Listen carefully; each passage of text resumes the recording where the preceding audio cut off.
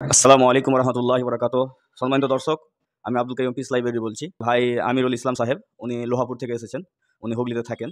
যেই ভাইয়ের একদিনে সুগার নর্মাল হয়ে গিয়েছে আলহামদুলিল্লাহ।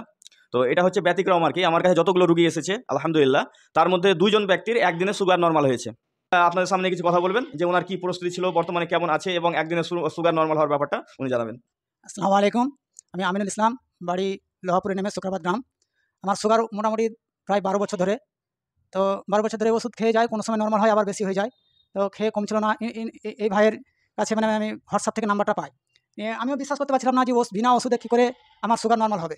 তো উনি বললো কি তুমি একবার এসে আমার কাছে দেখো। তার জন্য আমি একদিনকে এলাম, গত সপ্তাহে এসেছিলাম। এসে আমাকে পরামর্শ দিল কি তুমি এই নিয়মগুলো তুমি মেনে চলো। তারপরে আমি মেনে চললাম 1 সপ্তাহ। শুধু আমি কোনো ওষুধ খাই না, আমাকে যে নিয়ম বলেছে ওই নিয়মে আমি চলছি। পুরো আমার সুগারটা এখন আল্লাহর রহমতে খুব ভালো আছে। আমার যেসব সমস্যাগুলো হচ্ছিলো অনেকটা আমার সফল পেয়েছি আলহামদুলিল্লাহ। আপনারাও আসবেন, এসে আপনারা তেনার পরামর্শ নেবেন।